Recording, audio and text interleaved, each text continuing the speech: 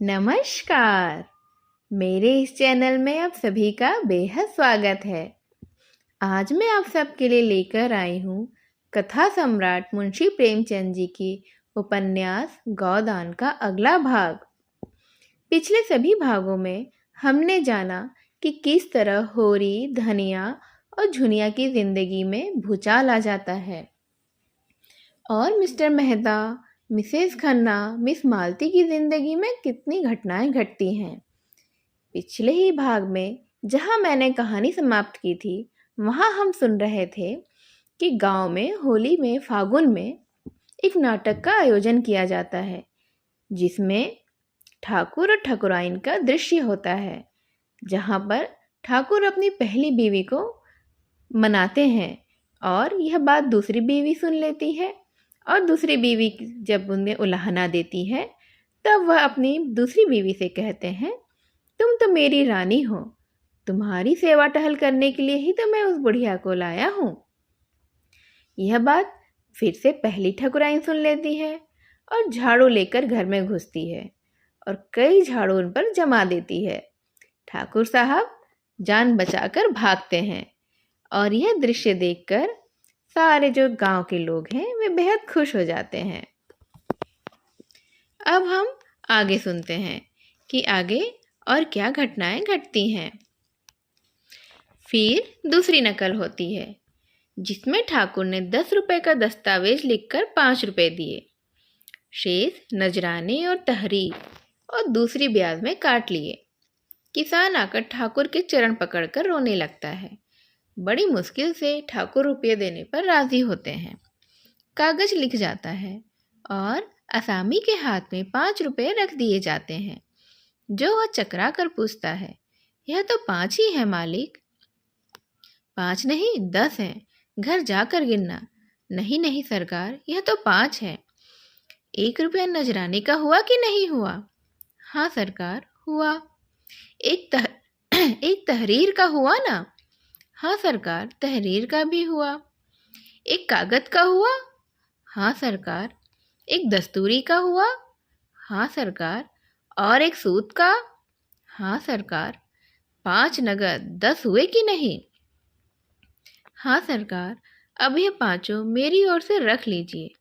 कैसा पागल है? नहीं सरकार, 1 रुपया छोटी ठकुराइन का नजराना है, 1 रुपया बड़ी ठकुराइन का नजराना है, 1 रुपया ठकुराइन के पान खाने को, एक बड़ी ठकुराइन के पान खाने को, बाकी बचा एक वह आपकी क्रियाक्रम के लिए है। इसी तरह नोखीराम और पटेश्वरी और दाता दीन की बारी बारी से सबकी खबर ली गई और फप्तियों में चाहे कोई नयापन ना हो और नुकीले पुरानी हो, लेकिन गिरधारी का ढंग ऐसा हास्यजनक था कि दर्शक इतने सरल हृदय थे कि बेबात ही बात में हंसते थे। रात भर भड़ेती होती रही और सताए हुए दिल कल्पना में ही प्रतिशोध पाकर प्रसन्न होते रहे। आखिर में नकल समाप्त हुई तो कौवे बोल रहे थे, सवेरा होते ही जिसे देखो उसी की जबान पर वही रात के गाने, वही नकल, वही फिक्रे थे। मुखिए तमाशा बन गए थे। जिधर निकलते हैं उधर ही 2-4 लड़के पीछे लग जाते हैं और फिर वही फिक्रे कसते हैं। झिंगुरी से ही तो दिल लगी बाज आदमी थे, इससे दिल लगी में ही ले लिया, मगर पटेश्वरी में चिढ़ने की बहुत बुरी आदत थी और पंडित दाता दीन तो इतने तुनक मिजाज थे कि लड़ने पर ही तैयार हो जाते थे। वह सबसे सम्मान पाने के आदी थे, कारिंदा की तो बात ही क्या। राय साहब तक उन्हें देखते ही सिर झुका लेते थे। उनकी ऐसी हंसी उड़ाई जाए और वो भी अपने ही गांव में, यह उनके लिए असह्य था, मगर उनमें ब्रह्म तेज होता तो इन दुष्टों को भस्म कर सकते थे। ऐसा श्राप देते कि सबके सब भस्म हो जाते, लेकिन इस कलयुग में श्राप का असर ही राज कहाँ रहता है। इसीलिए उन्होंने कलयुग वाला हथियार निकाला। होरी के द्वार पर आए और आंखें निकाल कर बोले, क्या आज भी तुम काम करने नहीं चलोगे होरी? अब तो तुम अच्छे हो गए हो। मेरा कितना हरज हो गया है, यह तुम नहीं सोचते हो क्या? गोबर देर में सोया था और अभी अभी उठा था। आंखें मलते हुए बाहर आ रहा था कि दाता दीन की आवाज़ कानों में पड़ गई। पालागन करना तो दूर रहा, उल्टे और हेकड़ी दिखाकर बोला, अब वह तुम्हारी मजूरी नहीं करेंगे, हमें अपनी ऊख भी तो बोनी है। दाता दिन ने सुरती भागते हुए कहा, काम कैसे नहीं करेंगे? साल के बीच में काम नहीं छोड़ सकते हैं। जेठ में छोड़ना हो छोड़ देना, करना हो करना, उसके पहले नहीं छोड़ सकते हो। गोबर ने जम्हाई लेकर कहा, उन्होंने तुम्हारी गुलामी नहीं लिखी हुई है। जब तक इच्छा थी काम किया, अब नहीं इच्छा तो नहीं करेंगे। इसमें कोई जोर ज़बरदस्ती नहीं कर सकता है। तो होरी काम नहीं करेंगे? ना ना, नहीं करेंगे। तो हमारे रुपये सूद समेत दे दो। 3 साल का सूद होता है 100 रुपया, असल मिलाकर 200 होते हैं। हमने समझा था 3 रुपये महीने सूद में कटते जाएंगे, लेकिन तुम्हारी इच्छा नहीं है तो मत करो। मेरे रुपये मुझे दे दो। धन्ना सेठ बनते हो तो धन्ना सेठ का काम भी करो। होरी ने दाता दिन से कहा, तुम्हारी चाकरी मैं कब इनकार करता हूँ महाराज, लेकिन हमारी ऊख भी तो बोने को है। गोबर ने बाप को डांटा, कैसी चाकरी और किसकी चाकरी? यहाँ कोई किसी का चाकर नहीं है, सभी बराबर हैं। अच्छी दिल लगी है, किसी को 100 रुपये उधार दे दो और उसे सूद में जिंदगी भर का काम लेते रहो। मूल ज्यों का त्यों रहे। यह महाजनी नहीं, यह तो खून चूसना हुआ। तो रुपये दे दो भैया, लड़ाई का है कि मैं आने रुपये ब्याज लेता हूँ। तुम्हें गांव घर का समझकर आधा आने रुपये पर दिया था मैंने। हम तो 1 रुपया सैकड़ा देंगे, एक कौड़ी बेसी नहीं। तुम्हें लेना हो तो लो, नहीं अदालत से ले लेना। 1 रुपया सैकड़ा ब्याज कम नहीं होता। मालूम होता है रुपये की गर्मी हो गई है। गर्मी तो उन्हें होती है जो 1 के 10 लेते हैं। हम तो मजूर हैं, हमारी गर्मी पसीने के रास्ते बह जाती है। मुझे तो खूब याद है, तुमने बैल के 30 रुपये दिए थे, उसके 100 हुए हैं और अब 100 के 200 हो गए हैं। इसी तरह तुम लोगों ने किसानों को लूट लूट कर मजूर बना डाला और आप उनकी ज़मीन के मालिक बन बैठे हो। 3 के 200, कुछ हद है। कितने दिन हुए होंगे दादा? होरी ने कातर कंठ से कहा, यही 8-9 साल हुए होंगे। गोबर ने छाती पर हाथ रखकर कहा, 9 साल में 30 के 200, 1 रुपये के हिसाब से कितना होता है? उसने जमीन पर एक ठिकरे से हिसाब लगाते हुए कहा, 10 साल में 36 रुपये होते हैं, असल मिलाकर 66 होते हैं। फिर यह 300 की बात कहाँ से हो गई? उसके 70 रुपये ले लो, इसमें इससे बैसी तो मैं एक कौड़ी नहीं दूंगा। दाता दिन ने होरी को बीच में डालकर कहा, सुनते हो होरी, गोबर का फैसला। मैं अपने 200 छोड़ के 70 ले लूं, नहीं अदालत कर लूं। इस तरह का व्यवहार हुआ तो कै दिन संसार चलेगा और तुम बैठे बैठे सुन रहे हो। मगर यह समझ लो कि मैं ब्राह्मण हूँ, मेरे रुपये हजम करके तुम चैन नहीं पाओगे।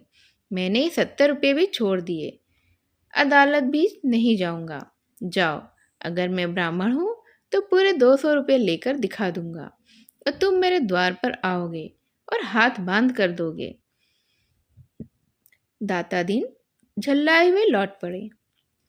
गोबर अपनी जगह पर ही बैठा रहा, मगर होरी के पेट में धर्म की क्रांति मची हुई थी। अगर ठाकुर या बनिए के रुपये होते तो शायद उसे इतनी चिंता नहीं होती, लेकिन यह तो ब्राह्मण के रुपये हैं।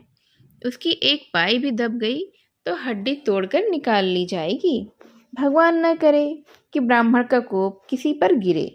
वंश में कोई चुल्लू भर पानी देने वाला नहीं रहेगा, घर में दिया जलाने वाला नहीं रहेगा।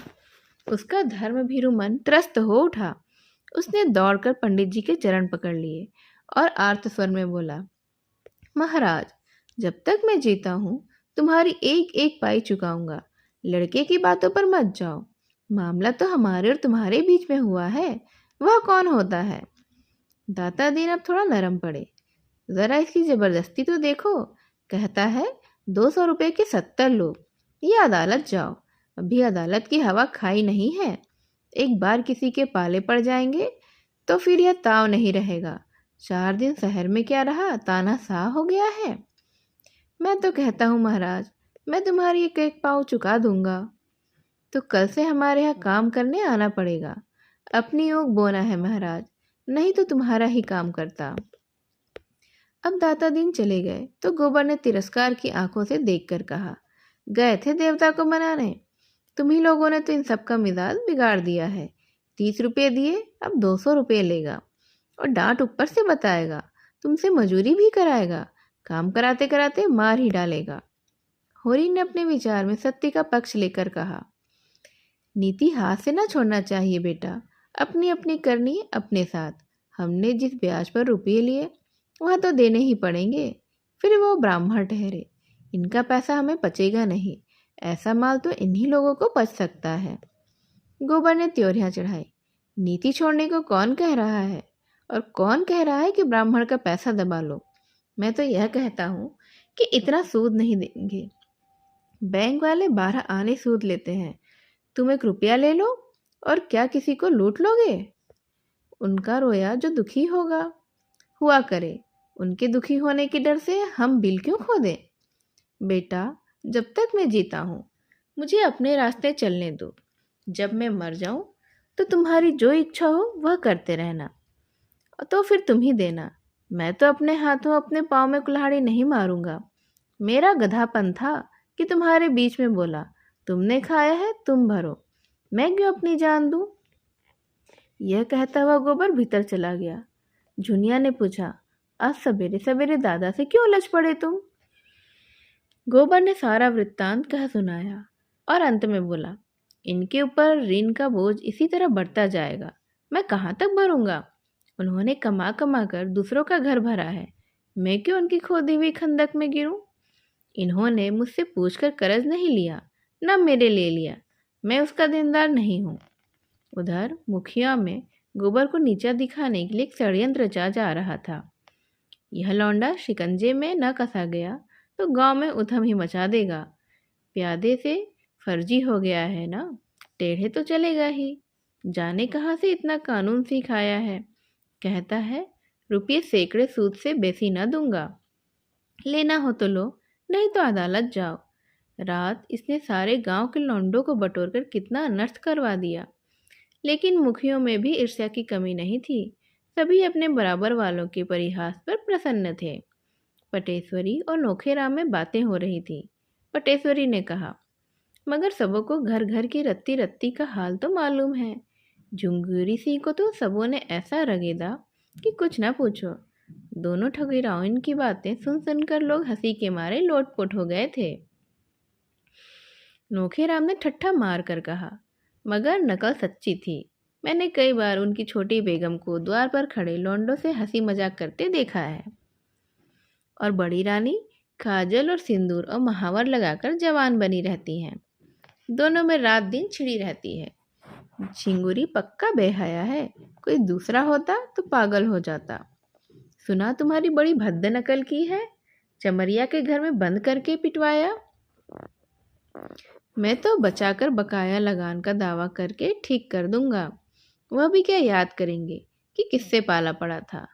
लगान तो उसने चुका दिया है ना, लेकिन रसीद तो मैंने नहीं दी। सबूत क्या है कि लगान चुका दिया? और यह कौन हिसाब किताब देखता है? आज ही प्यादा भेजकर बुलाता हूँ। होरी और गोबर दोनों ऊख बोने के लिए खेत सींच रहे थे। अब की ऊख की खेती होने की आशा तो थी नहीं, इसीलिए खेत परती पड़ा हुआ था। अब बैल आ गए हैं तो क्यों न बोई जाए। मगर दोनों जैसे 36 बने हुए थे, न बोलते थे न ताकते थे। होरी बैलों को हाँक रहा था और गोबर मोटे ले रहा था। सोना और रूपा दोनों खेत में पानी दौड़ा रही थी कि उनमें झगड़ा हो गया।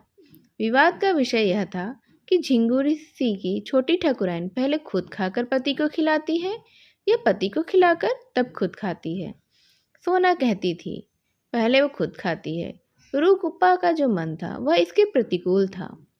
रूपा ने जिरह की, अगर वह पहले खाती है तो क्यों मोटी नहीं है?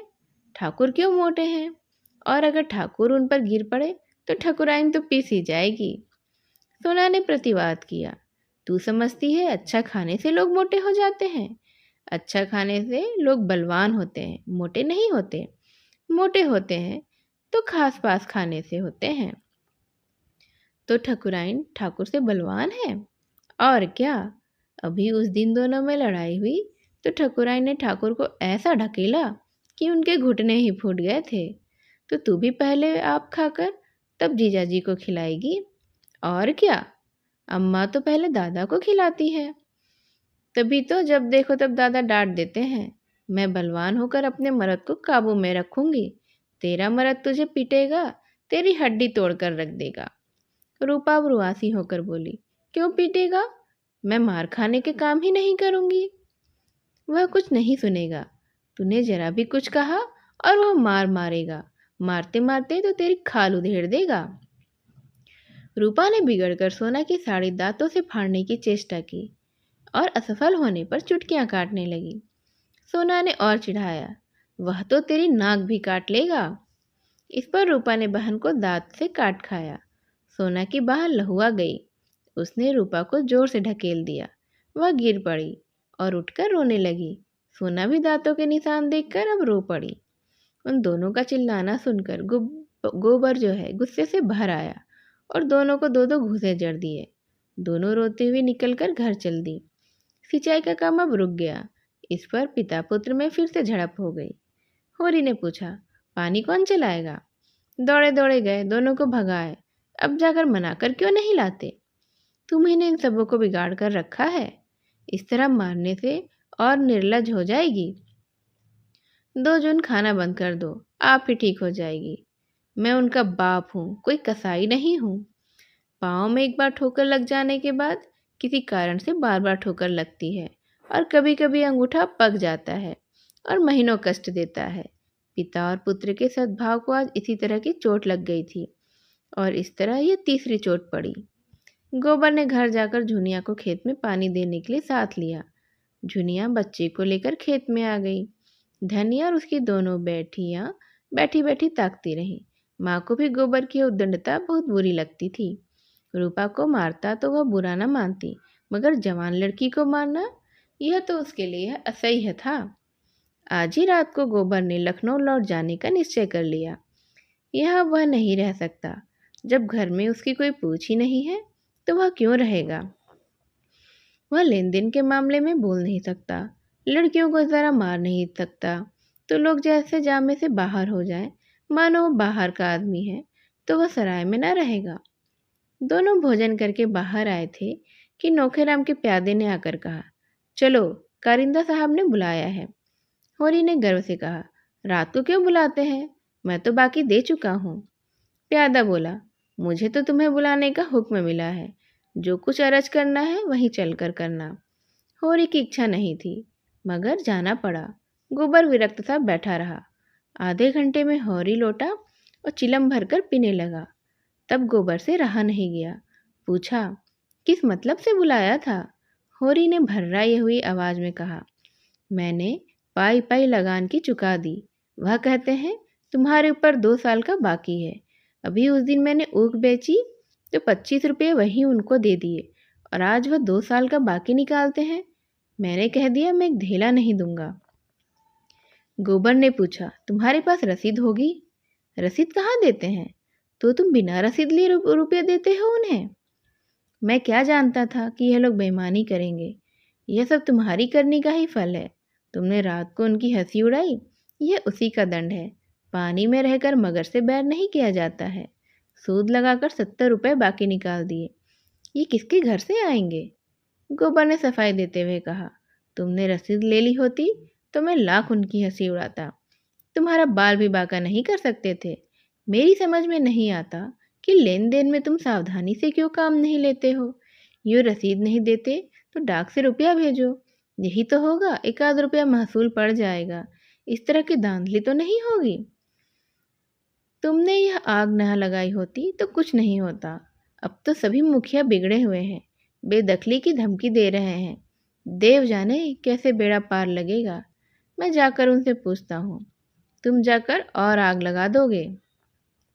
अगर आग लगानी पड़ेगी तो आग लगा दूंगा। यह बेदखली करते हैं, करें। मैं उनके हाथ में गंगा जली रखकर अदालत में कसम खिलवाऊंगा। तुम दुम दबाकर बैठे रहो, मैं इसके पीछे जानने लड़ा दूंगा। मैं किसी का एक पैसा दबाना नहीं चाहता, ना अपना एक पैसा मैं खोना चाहता हूँ। वह उसी वक्त उठा और नौखेराम की चौपाल में जा पहुंचा। देखा तो सभी मुखिया लोगों को कैबिनेट बैठा हुआ था। गोबर को देखकर सबके सब सतर्क हो गए। वातावरण से षड्यंत्र की एक कुंठा भरी हुई थी। तभी गोबर ने उत्तेजित कंठ से पूछा, यह क्या बात है कारिंदा साहब, कि आपको दादा ने हाल तक का लगान चुकता कर दिया और अब अभी 2 साल का बाकी निकाल रहे हैं? यह कैसा गोलमाल है? नोखेराम ने मसनद पर लेटकर रौब दिखाते हुए कहा, जब तक हो रही है मैं तुमसे लेन देन की कोई बातचीत नहीं करना चाहता। गोबर ने आहत स्वर में कहा, तुम्हें घर में कुछ नहीं हो क्या? तुम अपने घर में सब कुछ होगे, तुम यहाँ कुछ नहीं हो। अच्छी बात है, आप बेदखली दायर कीजिए। मैं अदालत में तुमसे गंगा जली उठवा कर रुपये दूंगा। इसी गांव से 100 शहादतें दिलाकर साबित कर दूंगा कि तुम रसीद नहीं देते। सीधे साधे किसान हैं, कुछ बोलते नहीं। तो तुमने समझ लिया कि सब काट के उल्लू हैं। राय साहब वहीं रहते हैं जहां मैं रहता हूँ। गांव के सब लोग उन्हें हौवा समझते होंगे। मैं नहीं समझता। रत्ती रत्ती हाल कहूँगा और देखूंगा तुम कैसे मुझसे दोबारा रुपये वसूल कर लेते हो। उसकी वाणी में सत्य का बल था। डरपोक प्राणियों में सत्य भी गूंगा हो जाता है। वही सीमेंट जो ईंट पर चढ़कर पत्थर हो जाता है, मिट्टी पर चढ़ा दिया जाए तो मिट्टी को ही जाएगा। गोबर की निर्भीक स्पष्टवादिता ने उस अनीति के बख्तर को भेद डाला, जिससे सज्जित होकर नोखेराम की दुर्बल आत्मा अपने को शक्तिमान समझ रही थी। नोखेराम ने जैसे कुछ याद करने का प्रयास करके कहा, तुम इतना गर्म क्यों हो रहे हो? इसमें गर्म होने की कौन सी बात है? अगर होरी ने रुपये दिए हैं तो कहीं ना कहीं तो टाके गए होंगे। मैं कल कागज निकाल कर देखूंगा।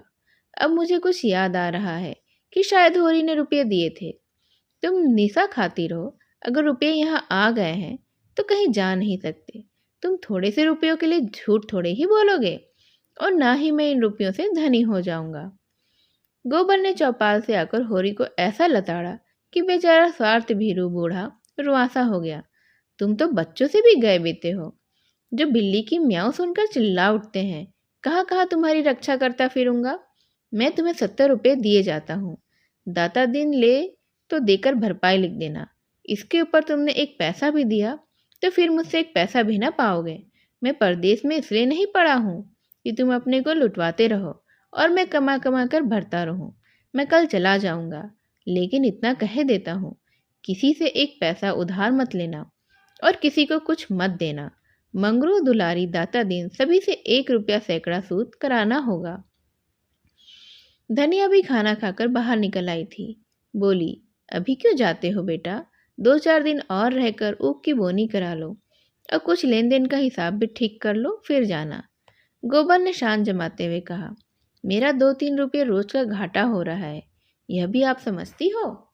यहाँ मैं बहुत बहुत 2-4 आने की मजूरी ही तो करता हूँ, और अब की मैं झुनिया को भी लेता जाऊंगा। वहाँ मुझे खाने पीने की बहुत तकलीफ होती है। धनिया ने डरते डरते कहा, जैसे तुम्हारी इच्छा, लेकिन वहाँ वह कैसे अकेले घर संभालेगी और कैसे बच्चे की देखभाल करेगी? अब बच्चे को देखूं कि अपनी सुविधा देखूं, मुझसे चूल्हा नहीं फूका जाता। ले जाने को मैं नहीं रोकती, लेकिन परदेश में बाल बच्चों के साथ रहना, न कोई आगे न पीछे, सोचो कितना झंझट है। परदेश में संगी साथी निकल ही आते हैं अम्मा, और यह तो स्वार्थ का संसार है। जिसके साथ 4 पैसे का गम खाओ वही अपना, खाली हाथ तो माँ बाप भी नहीं पूछते हैं। धनिया कटाक्ष समझ गई। उसके सिर से पांव तक आग लग गई। बोली, माँ बाप को भी तुमने उन्हीं पैसे के यारों में समझ लिया? आंखों देख रहा हूँ। नहीं देख रहे हो। माँ बाप का मन इतना निष्ठुर नहीं होता। हाँ, लड़के अलबत्ता जहाँ 4 पैसे कमाने लगे कि माँ बाप से आंखें फेर लेते हैं। इसी गांव में 1-2 नहीं 10-20 पर तो देखूं। माँ बाप कर्ज कमाम लेते हैं। किसके लिए? लड़के लड़कियों के लिए ही, अपने भोग विलास के लिए तो नहीं लेते। क्या जाने तुमने किसके लिए कर्ज लिया। मैंने तो एक पैसा भी नहीं जाना। बिना पाले ही तुम इतने बड़े हो गए हो। अरे पालने में तुम्हारा क्या लगा? जब तक बच्चा था दूध पिला दिया, फिर लावारिस की तरह छोड़ दिया। जो सबने खाया वही मैंने खाया। मेरे लिए दूध नहीं आता था, मक्खन भी नहीं बंधा था। और अब तुम भी चाहती हो और दादा भी चाहते हैं कि मैं सारा कर्जा चुकाऊं, लगान दूं और लड़कियों का ब्याह करूं। जैसे मेरी जिंदगी तुम्हारा देना भरने के लिए ही है। मेरे भी तो बाल बच्चे हैं। धनिया सन्नाटे में आ गई। एक क्षण में उसके जीवन का मृदु स्वप्न जैसे टूट गया। अब तक वह मन में प्रसन्न थी कि अब उसका दुख दरिद्र सब दूर हो गया। जब से गोबर घर आया, उसके मुख पर हास की एक छटा खिली रहती थी।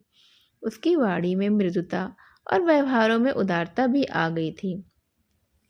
भगवान ने उस पर दया की है तो उसे सिर झुकाकर चलना चाहिए। भीतर की शांति बाहर सौजन्य बन गई थी। ये शब्द तपते हुए बालू की तरह हृदय पर पड़े और चने की भांति सारे अरमान वहीं झुलस गए। उसका सारा घमंड चूर चूर हो गया। इतना सुन लेने के बाद अब जीवन में क्या रस रह गया। जिस नौका पर बैठकर वह इस जीवन के सफर को पार करना चाहती थी, वह टूट गई थी, तो किस सुख के लिए जिएगी। लेकिन नहीं, उसका गोबर इतना स्वार्थी नहीं है। उसने कभी माँ की बात का जवाब नहीं दिया, कभी किसी बात के लिए जिद भी नहीं की। तो कुछ रूखा सूखा मिल गया वही खा लेता था। वही भोला भाला शील स्नेह का पुतला आज क्यों ऐसी दिल तोड़ने वाली बातें कर रहा है। उसकी इच्छा के विरुद्ध तो किसी ने कुछ नहीं कहा। माँ बाप दोनों ही उसका मुंह जोहते रहे। उसने खुद ही लेन देन की बात चलाई। नहीं, उससे कौन कहता है कि तू माँ बाप का देना चुका।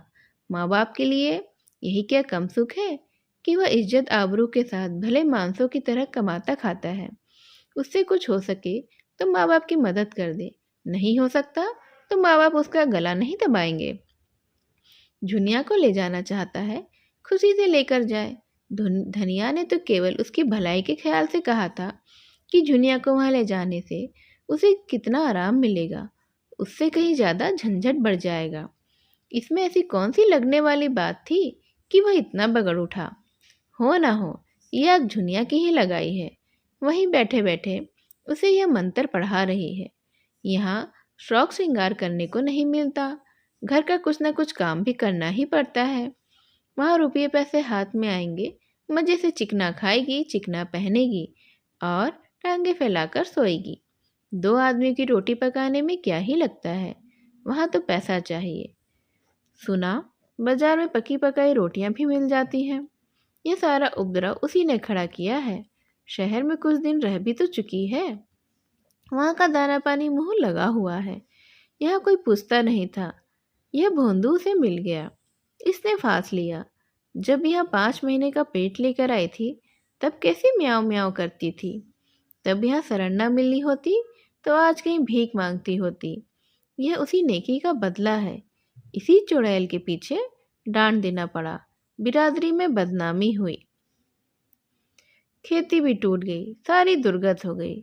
और आज ये चुड़ैल जिस पत्तल में खाती है उसी में छेद भी कर रही है।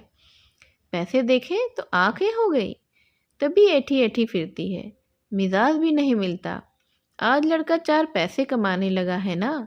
इतने दिनों बात नहीं पूछी तो सास का पांव दबाने के लिए तेल लिए दौड़ती थी। डाइन उसके जीवन की निधि को उसके हाथ से छीन लेना चाहती है। दुखी स्वर में बोली, यह मंत्र तुम्हें कौन दे रहा है बेटा? तुम तो ऐसे नहीं थे। माँ बाप तुम्हारे ही हैं, बहनें भी तुम्हारी ही हैं और घर भी तुम्हारा है। यह बाहर का कौन है? और हम क्या बहुत दिन बैठे रहेंगे? घर की मर्जाद बनाए रखोगे तो तुम्ही को सुख होगा। आदमी घर वालों ही के लिए धन कमाता है, और किसके लिए? अपना पेट तो सुअर भी पाल लेता है। मैं ना जानती थी झुनिया नागिन बनकर हम ही को डसेगी। गोबर ने तिनक कर कहा, अम्मा मैं नादान नहीं हूँ कि झुनिया मुझे मंत्र पढ़ाएगी। तुम उसे नाहक कोस रही हो। तुम्हारी गृहस्थी का सारा बोझ मैं नहीं उठा सकता। मुझसे जो कुछ हो सकेगा तुम्हारी मदद कर दूंगा, लेकिन अपने पाँव में बेड़ियाँ नहीं डाल सकता हूँ। झुनिया भी कोठरी से निकल कर बोली, अम्मा जुलाहे का गुस्सा दाढ़ी पर ना उतारो। कोई बच्चा नहीं है कि मैं फोड़ लूँगी। अपना अपना भला बुरा तो सब समझते हैं। आदमी इसीलिए जन्म नहीं लेता कि सारी उम्र तपस्या ही करता रहे और एक दिन खाली हाथ मर जाए। सब जिंदगी का सुख चाहते हैं, सबकी लालसा होती है कि हाथ में 4 पैसे रहें। धनिया ने दांत पीस कर कहा, अच्छा झुनिया, बहुत ज्ञान न बघार। अब तू भी अपना भला बुरा सोचने जोग हो गई है। जब यहाँ आकर मेरे पैरों पर सिर रखे रो रही थी, तब अपना भला बुरा तूने तुझे नहीं सूझा था? उस घड़ी भी हम भी अपना भला बुरा सोचने लगते तो आज तेरा कहीं पता भी नहीं होता। इसके बाद तो संग्राम छिड़ गया। ताने महने, गाली गलौज, धुक्का गजहित, कोई बात न बची। गोबर भी बीच बीच में डंग मारता जाता था। होरी बरोठे में बैठा सब कुछ सुन रहा था। सोना और रूपा आंगन में सिर झुकाए खड़ी थी। दुलारी, पुनिया और कई स्त्रियां बीच बीच में बचाव करने आ पहुंचती थीं। गर्जन के बीच में कभी कभी बूंदें भी गिर जाती थीं। दोनों ही अपने अपने भाग्य को रो रही थीं। दोनों ही ईश्वर को कोस रही थीं और दोनों अपनी अपनी निर्दोषिता सिद्ध कर रही थीं। झुनिया गड़े मुर्दे उखाड़ रही थी। आज उसे हीरा और शोभा से विशेष सहानुभूति हो गई थी, जिन्हें धनिया ने कहीं का नहीं रखा था। धनिया की आज तक किसी से नहीं पटी थी, तो झुनिया से कैसे पट सकती थी? धनिया अपनी सफाई देने की चेष्टा कर रही थी, लेकिन न जाने क्या बात थी कि जनमत झुनिया की ही ओर था। शायद इसीलिए कि झुनिया संयम हाथ से न जाने देती थी और धनिया आपे से बाहर थी। शायद इसीलिए भी कि झुनिया अब कमाऊ पुरुष की स्त्री थी और उसे प्रसन्न रखने में ज्यादा मसलहत थी। तब होरी ने आंगन में आकर कहा, मैं तेरे पैरों पड़ता हूँ धनिया, चुप रह जा, मेरे मुख में काली मत लगा। हाँ, अभिमान न भरा हो तो और सुन ले। धनिया फुकार मारकर उधर दौड़ी। तुम भी मोटी डाल पकड़ने चले हो, मैं ही दोषी हूँ। यह तो मेरे ऊपर जैसे फूल बरसा रहा है। संग्राम का क्षेत्र बदल गया। जो छोटों के मुंह लगे वह छोटा। धनिया किस तर्क से झुनिया को छोटा मान ले? होरी ने व्यथित कंठ से कहा, अच्छा, वह छोटी नहीं, बड़ी सही। जो आदमी नहीं रहना चाहता, क्या उसे बांध कर रखेगी? माँ बाप का धर्म है लड़के को पाल पोस कर बड़ा कर देना। वह हम कर चुके हैं, उनके हाथ पांव हो गए हैं, तो अब तू क्या चाहती है? वे दाना चारा लाकर खिलाएं हमें? माँ बाप का धर्म 16 आना लड़कों के साथ है। लड़कों का माँ बाप के साथ एक आना भी धर्म नहीं है। जो जाता है उसे आशीष देकर विदा कर दे। हमारा तो भगवान मालिक है। जो कुछ भोगना बदा है वह भोगेंगे। 40 साल 47 साल इसी तरह तो रोते धोते कट गए। 10-5 साल है, वह भी यूं ही कट जाएंगे। उधर गोबर जाने की तैयारी कर रहा था। इस घर का पानी भी उसके लिए हराम है। माता होकर जब उसे ऐसी ऐसी बातें कहे, तब वह किसका मुंह नहीं देखेगा। अब देखते ही देखते उसका बिस्तर बंध गया। झुनिया ने भी चुंदरी पहन ली। चुन्नू भी टोप और फ्रॉक पहनकर राजा बन गया। होरी ने आदर कंठ से कहा, बेटा, तुमसे कुछ कहने का मुंह तो नहीं है, लेकिन कलेजा नहीं मानता। क्या जरा जाकर अपनी अभागिनी माता के पांव छू लोगे तो कुछ बुरा हो जाएगा? जिस माता की कोख से जन्म लिया है और जिसका रकत पीकर पले हो, उसके साथ इतना भी नहीं सहन कर सकते? गोबर ने मुंह फेर कर कहा, मैं उसे अपनी माता नहीं समझता। होरी ने आंखों में आंसू लाकर कहा, जैसी तुम्हारी इच्छा, जहाँ रहो सुखी रहो। झुनिया ने सास के पास जाकर उसके चरणों को आंचल से छुआ। धनिया के मुख से आशीष का एक शब्द भी नहीं निकला। उसने आंखें उठाकर भी देखा ही नहीं। गोबर बालक को गोद में लिए आगे आगे था। झुनिया बिस्तर बगल में दबाए पीछे पीछे। एक चमार का लड़का संदूक लिए था। गांव के कई स्त्री पुरुष गोबर को पहुंचाने गांव के बाहर तक आए थे और धनिया बैठी रो रही थी, जैसे कोई उसके हृदय को आरे से चीर रहा हो। उसका मातृत्व उसके घर के समान हो रहा था, जिसमें कहीं आग लग गई हो और सब कुछ भस्म हो गया हो। बैठकर रोने के लिए भी कोई स्थान न बचा हो। इधर कुछ दिनों से राय साहब की कन्या के विवाह की बातचीत हो रही थी। उसके साथ ही इलेक्शन भी सिर पर आ पहुंचा था।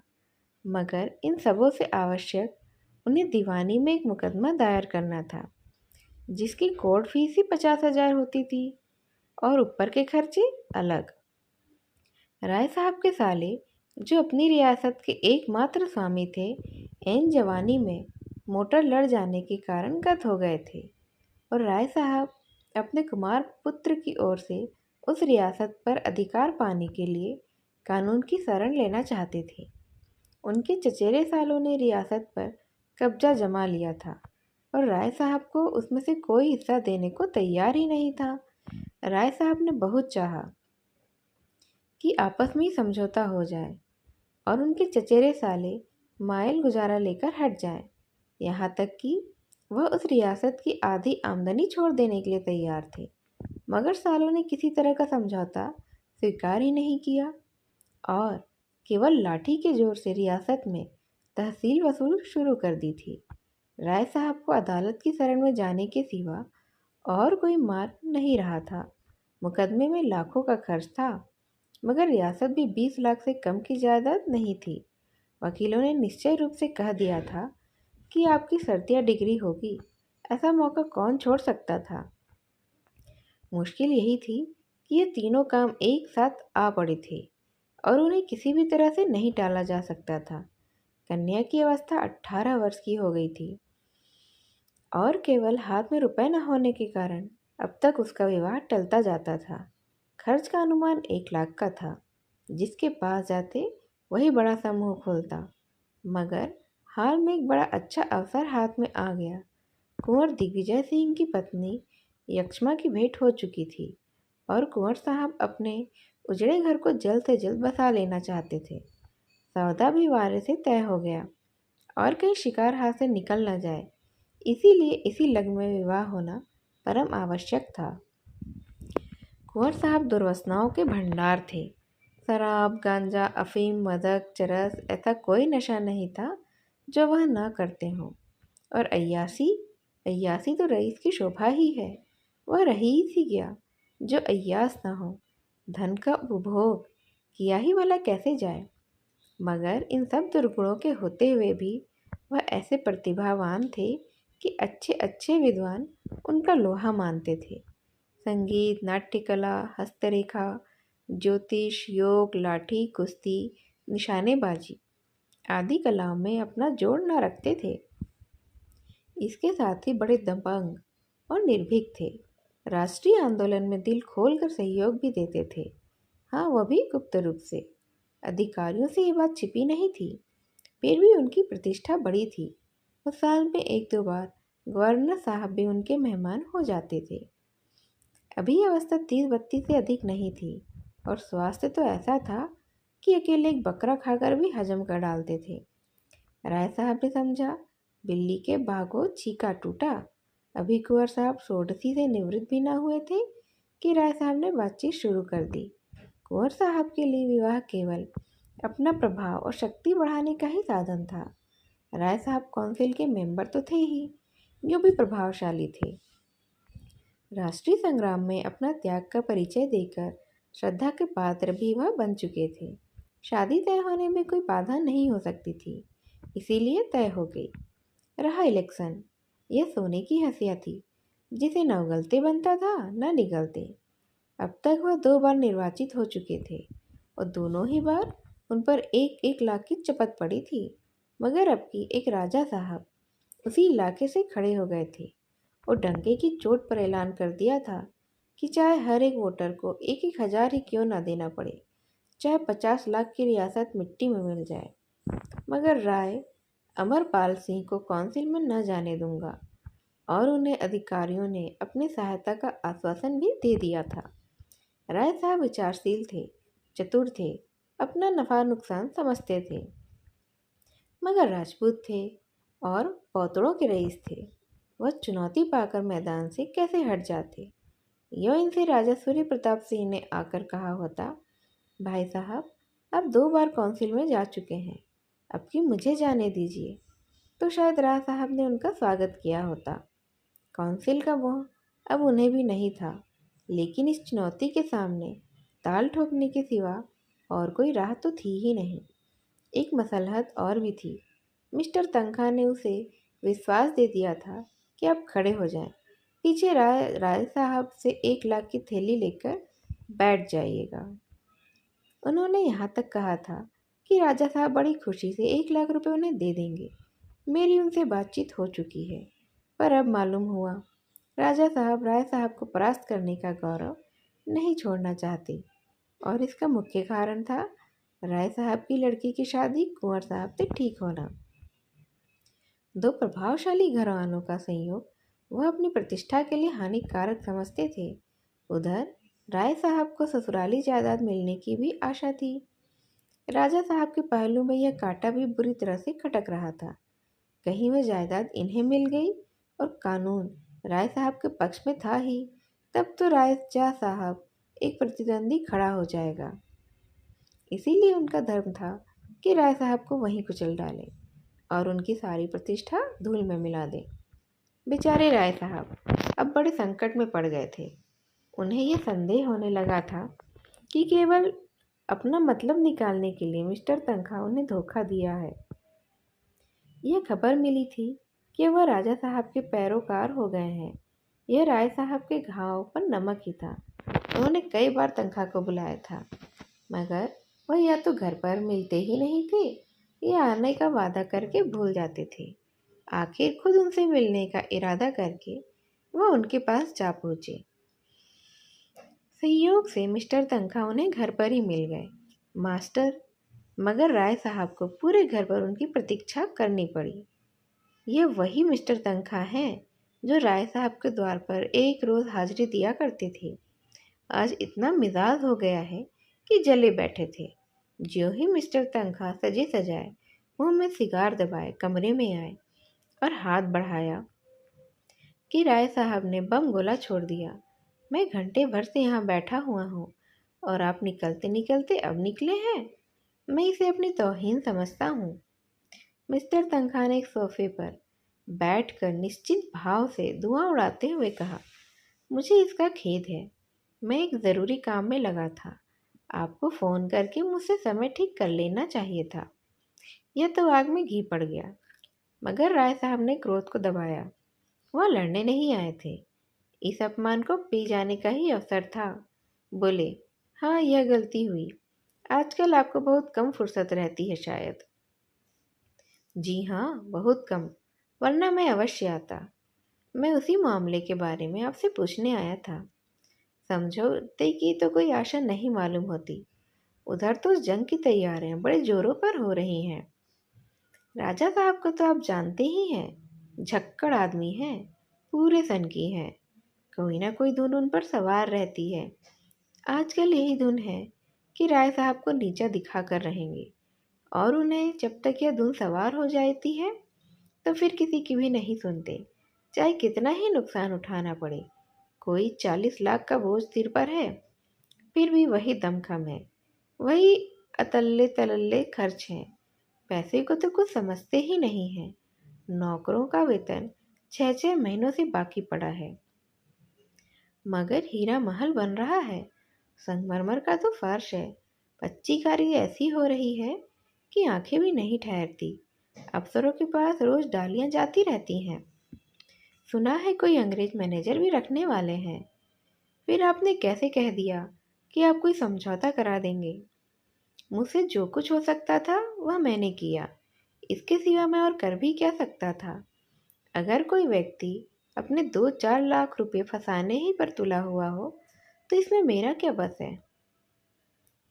राय साहब अब अपना क्रोध संभाल न सके, खासकर जब उन 2-4 लाख रुपये में से 10-20 हज़ार आपके हत्थे चढ़ने की भी आशा हो। मिस्टर तनख्वाह क्यों दबते? बोले, राय साहब, साफ साफ ना कहलवाइए। यहाँ ना मैं सन्यासी हूँ और ना आप हैं। हम सभी कुछ ना कुछ कमाते ही निकले हैं। आँख के अंधों और गांठ के पूरों की तलाश आपको भी उतनी ही है जितनी कि मुझको। आपसे मैंने खड़े होने का प्रस्ताव किया। आप 1 लाख के लोभ में खड़े हो गए, मगर गोटी लाल हो जाती तो आज आप 1 लाख के स्वामी होते और बिना एक पाई कर्ज लिए कुंवर साहब के संबंध भी हो जाते और मुकदमा भी दायर हो जाता। मगर आपके दुर्भाग्य से यह चाल पट पड़ गई। जब आप ही ठाठ पर रह गए तो मुझे क्या मिलता? आखिर मैंने झक मारकर उनकी पूंछ पकड़ी। किसी न किसी तरह यह वैतरणी तो पार करनी ही है ना। राय साहब को ऐसा आवेश आ रहा था कि इस दुष्ट को यहीं गोली मार दे। इसी बदमाश ने सब जवाब दिखाकर उन्हें खड़ा किया और अपनी सफाई दे रहा है। पीठ में धूल भी नहीं लगने देता, लेकिन परिस्थिति ने जबान बंद किए हुए थी। तब आपके लिए कुछ नहीं हो सकता? ऐसा ही समझिए। मैं 50,000 पर भी समझौता करने को तैयार हूँ। राजा साहब किसी तरह नहीं मानेंगे। 25,000 पर तो मान जाएंगे। कोई आशा नहीं है, वह साफ साफ कह चुके हैं। वह कह चुके हैं या आप कह रहे हैं? आप मुझे झूठा समझते हैं? राय साहब ने विनम्र स्वर में कहा, मैं आपको झूठा नहीं समझता, लेकिन इतना ज़रूर समझता हूँ कि आप चाहते तो मामला हो जाता। तो आपका ख्याल है मैंने समझौता नहीं होने दिया? नहीं, ये मेरा मतलब नहीं है। मैं इतना ही कहना चाहता हूँ कि आप चाहते तो काम हो जाता और मैं इस झमेले में नहीं पड़ता। मिस्टर तनखा ने घड़ी की तरफ देखकर कहा, तो राय साहब, अगर आप साफ कहलाना चाहते हैं तो सुनिए। अगर आपने 10,000 का चेक मेरे हाथ पर रख दिया होता तो आज निश्चय 1,00,000 के स्वामी होते। आप शायद चाहते होंगे जब आपको राजा साहब से रुपए मिल जाते तो आप मुझे 1,000-2,000 दे देते। तो मैं इतनी कच्ची गोली तो नहीं खेलता हूँ। आप राजा साहब से रुपए लेकर तिजोरी में रखते और मुझे अंगूठा दिखा देते। फिर मैं आपका क्या बना लेता बतलाइए? कहीं नालिश फरियाद भी तो नहीं कर सकता था। राय साहब ने आहत नेत्रों से देखा। आप मुझे इतना बेईमान समझते हैं? तनखा ने कुर्सी से उठते हुए कहा, इसे बेईमानी कौन समझता है? आजकल तो यह चतुराई है। कैसे दूसरों को उल्लू बनाया जा सके, यही एक सफल नीति है और आप तो इसके आचार्य हैं। राय साहब ने मुट्ठी बांधकर कहा, मैं? जी हाँ, आप। पहले चुनाव में मैंने जी जान से आपकी पैरवी की। आपने बड़ी मुश्किल से रो धोकर 500 रुपये दिए। दूसरे चुनाव में आपने एक सड़ी सी टूटी फूटी कार देकर अपना गला को छुड़ा लिया। दूध का जला छाछ भी फूक फूक कर पीता है। वह कमरे से निकल गए और कार लाने का हुक्म दिया। राय साहब का खून खौल रहा था। इस अशिष्टता की भी कोई हद है। एक तो घंटे भर इंतजार कराया और अब इतनी बेमुरवती से पेश आकर उन्हें जबरदस्ती घर से निकाल रहा है। अगर उन्हें विश्वास होता कि वो मिस्टर तनखा को पटकनी दे सकते हैं तो कभी ना चुकते, मगर तनखा दिल डॉल में उनसे सवाय था। जब मिस्टर तनखा ने हॉर्न बजाया तो वह भी आकर अपनी कार पर बैठे और सीधे मिस्टर खन्ना के पास पहुँचे। 9 बज रहे थे। मिस्टर खन्ना साहब अभी मीठी नींद का आनंद ले रहे थे। वह 2 बजे रात के पहले कभी नहीं सोते थे और 9 बजे तक सोना स्वाभाविक ही था। यहाँ भी राय साहब को आधा घंटा बैठना पड़ा। इसीलिए जब कोई 9:30 बजे मिस्टर खन्ना मुस्कुराते हुए निकले तो राय साहब ने डांट बताई, अच्छा, अब सरकार की नींद खुली है तो 9:30 बज रहे हैं। रुपए जमा कर लिए हैं ना, जब भी बेफिक्री है। मेरी तरह ताल्लुकीदार होते तो अब तक आप भी किसी के द्वार पर खड़े होते। बैठे बैठे सिर में चक्कर आ जाता। मिस्टर खन्ना ने सिगरेट केस उनकी तरफ बढ़ाते हुए प्रसन्न मुख से कहा, रात को सोने में थोड़ी देर हो गई। इस वक्त किधर से आ रहे हैं? राय साहब ने थोड़े शब्दों में अपनी सारी कठिनाइयां बयान कर दी। दिल में खन्ना को गालियां देते थे, जो उनका सहपाठी होकर भी सदैव उन्हें ठगने की फिक्र क्या करता था, मगर मुंह में उनकी खुशामद करते थे। खन्ना ने ऐसा भाव बनाया मानो उन्हें बड़ी चिंता हो गई है और बोले, मेरी तो सलाह है आप इलेक्शन को गोली मारें और अपने सालों पर मुकदमा दायर कर दें। रही शादी, वह तो 3 दिन का तमाशा है, उसके पीछे जेरबार होना मुनासिब नहीं। कुंवर साहब मेरे दोस्त हैं, लेन देन का कोई सवाल न उठने पाएगा। राय साहब ने व्यंग करके कहा, आप ये भूल जाते हैं मिस्टर खन्ना कि मैं बैंकर नहीं हूँ, ताल्लुकेदार हूँ। कुंवर साहब दहेज नहीं मांगते, उन्हें ईश्वर ने तो सब कुछ दिया है। लेकिन आप जानते हैं, ये मेरी अकेली लड़की है और उसकी माँ भी मर चुकी है। वह आज जिंदा होती तो शायद सारा घर लुटाकर भी उसे संतोष ना होता। तब शायद मैं उसे हाथ रुककर खर्च करने का आदेश देता। लेकिन अब तो मैं ही उसकी माँ हूँ और मैं ही बाप। अगर मुझे अपने हृदय का रक्त निकाल कर भी देना पड़े तो मैं खुशी खुशी दे दूंगा। इस विदुर जीवन में मैंने संतान प्रेम से ही अपनी आत्मा की प्यास बुझाई है। दोनों बच्चों के प्यार में ही अपने पत्नी व्रत का पालन किया है। मेरे लिए ये असंभव है कि इस शुभ अवसर पर अपने दिल के अरमान न निकालूं। मैं अपने मन को तो समझा सकता हूँ, पर जिसे मैं पत्नी का आदेश समझता हूँ उसे नहीं समझाया जा सकता। और इलेक्शन के मैदान से भागना भी मेरे लिए संभव नहीं है। मैं जानता हूँ मैं हारूंगा। राजा साहब से मेरा कोई मुकाबला नहीं है, लेकिन राजा साहब को इतना ज़रूर दिखा देना चाहता हूँ कि अमरपाल सिंह नर्मचारा नहीं है और मुकदमा दायर करना आवश्यक नहीं है। उसी पर तो सारा दारोमदार है। अब आप बतलाइए, आप मेरी क्या मदद कर सकते हैं। मेरे डायरेक्टरों का इस विषय में जो हुक्म है वह आप जानते ही हैं, और राजा साहब भी हमारे डायरेक्टर हैं, यह भी आपको मालूम है। पिछला वसूल करने के लिए बार बार ताकीद हो रही है। कोई नया मामला तो शायद ही हो सके। राय साहब ने मुंह लटका कर कहा, आप तो मेरा डोंगा ही डुबा देते हैं मिस्टर खन्ना। मेरे पास जो कुछ नीच का है वह आपका है, लेकिन बैंक के मामले में तो मुझे स्वामियों के आदेशों का मानना ही होगा ना। अगर यह जायदाद हाथ आ गई और जो कि मुझे इसकी पूरी आशा है, तो मैं पाई पाई अदा कर दूंगा।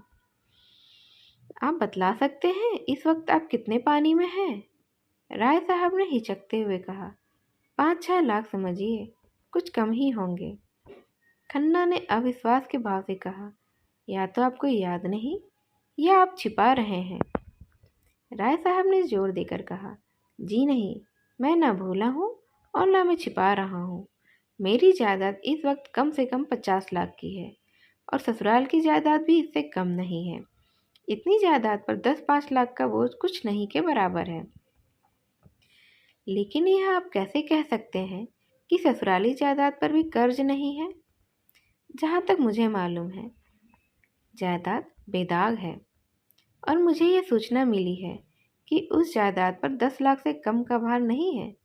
उस जायदाद पर तो अब कुछ मिलने से रहा, और आपकी जायदाद पर भी मेरे ख्याल से 10 लाख से कम नहीं देना है, और यह जायदाद अब 50 लाख की नहीं, मुश्किल से 25 लाख की है। इस दशा में कोई बैंक आपको कर्ज नहीं दे सकता। यूँ समझ लीजिए कि आप ज्वालामुखी के मुख पर खड़े हैं। एक हल्की सी ठोकर और आपको पाताल में पहुंचा सकती है। आपको इस मौके पर बहुत संभल कर चलना चाहिए। राय साहब ने उनका हाथ अपनी तरफ खींचकर कहा, यह सब तो मैं खूब समझता हूँ मित्रवर, लेकिन जीवन की ट्रेजेडी और इसके सिवा क्या है कि आपकी आत्मा जो काम करना नहीं चाहती वही आपको करना पड़े। आपको इस मौके पर मेरे कम से कम 2 लाख का इंतजाम तो करना होगा। खन्ना ने लंबी सांस लेकर कहा, माय गॉड, 2 लाख? असंभव, बिल्कुल असंभव। मैं तुम्हारे द्वार पर सर पटक पटक कर प्राण दे दूंगा खन्ना, इतना समझ लो। मैंने तुम्हारे ही भरोसे यह सारे प्रोग्राम बांध लिए हैं। अगर तुमने निराश कर दिया तो शायद मुझे जहर खा लेना पड़े। मैं सूर्य प्रताप सिंह के सामने घुटने नहीं टेक सकता। कन्या का विवाह अभी 2-4 महीने तो टल सकता है। मुकदमा दायर करने के लिए अभी काफ़ी वक्त है, लेकिन ये इलेक्शन तो सिर पर आ गया है और मुझे सबसे बड़ी फिक्र इसी की है। खन्ना ने चकित होकर कहा, तो आप इलेक्शन में 2 लाख लगा देंगे? इलेक्शन का सवाल नहीं है भाई, ये इज्जत का सवाल है। क्या आपकी राय में मेरी इज्जत 2 लाख की भी नहीं है? मेरी सारी रियासत बिक जाए, गम नहीं है, मगर सूर्य प्रताप सिंह को मैं आसानी से विजय नहीं पाने दूंगा। खन्ना ने 1 मिनट तक धुआं निकालने के बाद कहा, बैंक की जो स्थिति है वह मैंने आपके सामने रख दी। बैंक ने एक तरह से लेन देन का काम बंद कर दिया है। मैं कोशिश करूंगा कि आपके साथ खास रियायत की जाए, लेकिन बिजनेस इज बिजनेस, यह तो आप जानते हैं। मेरा कमीशन क्या रहेगा? मुझे आपके लिए खास तौर पर सिफारिश करनी पड़ेगी। राजा साहब का अन्य डायरेक्टरों पर कितना प्रभाव है यह भी आप जानते हैं। मुझे उनके खिलाफ एक गुटबंदी करनी पड़ेगी। यूँ समझे कि मेरी जिम्मेदारी पर ही मामला होगा। राय साहब का मुंह गिर गया। खन्ना उनके अंतरंग मित्रों में से थे, साथ के पढ़े हुए और साथ के बैठने वाले, और वह उनसे कमीशन की आशा रखते हैं। इतनी बेमुरवती। आखिर वह जो इतने दिनों से खन्ना की खुशामद करते आए थे, वह किस दिन के लिए? बाग में फल निकले, शाक भाजी पैदा हो, सबसे पहले खन्ना के पास डाली भेजते हैं। कोई उत्सव हो, कोई जलसा हो, सबसे पहले खन्ना को ही निमंत्रण देते हैं। उसका यह जवाब है। उदास मन से बोले, आपकी जो इच्छा हो, लेकिन मैं तो आपको अपना भाई समझता था। खन्ना ने कृतज्ञता के भाव से कहा, यह आपकी कृपा है। मैंने भी सदैव आपको अपना बड़ा भाई समझा है और अब भी समझता हूँ। कभी आपसे कोई पर्दा नहीं रखा, लेकिन व्यापार एक दूसरा ही क्षेत्र है। यहाँ कोई किसी का दोस्त नहीं और कोई किसी का भाई नहीं है। जिस तरह मैं भाई के नाते आपसे यह नहीं कह सकता कि मुझे दूसरों से ज़्यादा कमीशन दो, उसी तरह आपको भी मेरे कमीशन में रियायत के लिए आग्रह नहीं करना चाहिए। मैं आपको विश्वास दिलाता हूँ कि मैं जितनी रियायत आपके साथ कर सकता हूँ उतनी ही करूँगा। कल आप दफ्तर के वक्त आएँ और लिखा पढ़ी कर लें। बस बिजनेस ख़त्म। आपने कुछ और सुना? मेहता साहब आजकल मालती पर बेतरह से रिझे हुए हैं। सारी फिलॉसफी निकल गई। दिन में एक दो बार जरूर हाजिरी दे आते हैं और शाम को अक्सर दोनों साथ साथ सैर करने निकलते हैं। यह तो मेरी ही शान थी कि कभी मालती के द्वार पर सलामी करने न लग गया। शायद अब किसी की कसर निकाल रही है। कहाँ तो यह हाल था कि जो कुछ है मिस्टर खन्ना है। कोई काम होता तो खन्ना के पास दौड़ी आती। जब रुपयों की ज़रूरत पड़ती तो खन्ना के नाम का पुर्जा आता और कहाँ मुझे देखकर अपना मुंह फेर लेती है। मैंने खास उन्हीं के लिए फ्रांस से एक घड़ी भी मंगवाई थी। बड़े शौक से लेकर गया, मगर उन्होंने नहीं ली। अभी कल सेबों की डाली भेजी थी, कश्मीर से मंगवाए थे, वह भी वापस कर दी। मुझे तो आश्चर्य होता है कि आदमी कैसे इतनी जल्दी बदल जाता है। राय साहब मन से तो इतनी बेकदरी पर खुश हुए, पर सहानुभूति दिखाकर बोले, अगर यह भी मान ले कि मेहता से उसका प्रेम हो गया है, तो भी व्यवहार तोड़ने का तो कोई कारण नहीं है। खन्ना व्यथित स्वर में बोले, यही तो रंज है भाई साहब। यह तो मैं शुरू से जानता था। वह मेरे हाथ नहीं आ सकती। मैं आपसे सत्य कहता हूँ, मैं कभी इस धोखे में ही नहीं पड़ा कि मालती को मुझसे प्रेम है। प्रेम जैसी चीज़ उनसे मिल सकती है, इसकी मैंने कभी आशा भी नहीं की थी। मैं तो केवल उनके रूप का पुजारी था। सांप में विष है, यह जानते हुए भी हम उसे दूध पिलाते हैं ना। तोते से ज़्यादा निष्ठुर जीव और कौन होगा, लेकिन केवल उसके रूप और वाणी पर मुग्ध होकर लोग उसे पालते हैं और सोने के पिंजरे में रखते हैं। मेरे लिए भी मालती उसी तोते के समान थी। अफसोस सिर्फ यही है कि मैं पहले क्यों नहीं चेत गया। इसके पीछे मैंने अपने हजारों रुपये बर्बाद कर दिए भाई साहब। जब उसका रुपका पहुंचा, मैंने तुरंत रुपये भेजे। मेरी कार आज भी उसकी सवारी में ही है। उसके पीछे मैंने अपना घर चौपट कर दिया भाई साहब। हृदय में जितना रस था वह उसर की ओर इतने वेग से दौड़ा कि दूसरी तरफ का उद्यान तो बिल्कुल सूखा ही रह गया। बरसों हो गए, मैंने गोविंदी से दिल खोलकर बात भी नहीं की। उसकी सेवा और स्नेह और त्याग से मुझे उसी तरह अरुचि हो गई थी जैसे अजीर्ण के रोगी को मोहन भोग से हो जाती है। मालती मुझे उसी तरह नचाती थी जैसे मदारी बंदर को नचाता है, और मैं खुशी से नाचता था।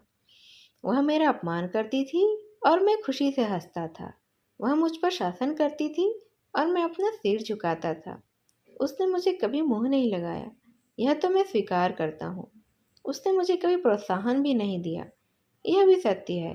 फिर भी मैं पतंगे की भांति उसके मुख दीप पर प्राण देता था, और अब वह मुझसे शिष्टाचार का व्यवहार भी नहीं कर सकती है। लेकिन भाई साहब, मैं कह देता हूँ कि खन्ना चुप चुप बैठने वालों में से नहीं है। उसके पुर्जे मेरे पास सुरक्षित हैं। मैं उससे एक एक पाई वसूल कर लूँगा, और डॉक्टर मेहता को तो मैं लखनऊ से निकाल कर ही दम लूँगा। उनका रहना यहाँ असंभव कर दूंगा। उसी वक्त हॉर्न की आवाज़ आई और एक क्षण में मिस्टर मेहता आकर खड़े हो गए। गोरा चिट्टा रंग, स्वास्थ्य की लालिमा गालों पर चमकती हुई, नीची अचकन चूड़ीदार पजामा, सुनहरी ऐनक, सौम्यता के देवता से लगते थे वह। खन्ना ने उठकर हाथ मिलाया। आइए मिस्टर मेहता, आप ही का जिक्र हो रहा था। मेहता ने दोनों सज्जनों से हाथ मिलाकर कहा, बड़ी अच्छी साइट में मैं घर चला था कि आप दोनों साहब से एक ही जगह भेंट हो गई। आपने शायद पत्रों में देखा होगा, यहाँ महिलाओं के लिए व्यायामशाला का आयोजन हो रहा है। मिस मालती उस कमेटी की सभानेत्री हैं। अनुमान किया गया है कि शाला में 2 लाख रुपये लगेंगे। नगर में उसकी कितनी ज़रूरत है, यह आप लोग मुझसे ज़्यादा जानते हैं। मैं चाहता हूँ आप दोनों साहबों का नाम सबसे ऊपर हो। मिस मालती खुद आने वाली थी, पर आज उनके फादर की तबीयत अच्छी नहीं है, इसीलिए वह नहीं आ सकी। उन्होंने चंदे की सूची राय साहब के हाथ में रख दी। पहला नाम राजा सूर्य प्रताप सिंह का था, जिसके सामने 5,000 रुपये की रकम थी। उसके बाद कुंवर दिग्विजय सिंह के 3,000 रुपये थे। इसके बाद कई रकमें इतनी या इससे कुछ कम थी। मालती ने 500 रुपये दिए थे और डॉक्टर मेहता ने 1,000 रुपये। राय साहब ने अप्रतिभ होकर कहा, कोई 40,000 तो आप लोगों ने फटकार लिए। मेहता ने गर्व से कहा, यह सब आप लोगों की दया है और यह केवल 3 घंटों का ही परिश्रम है।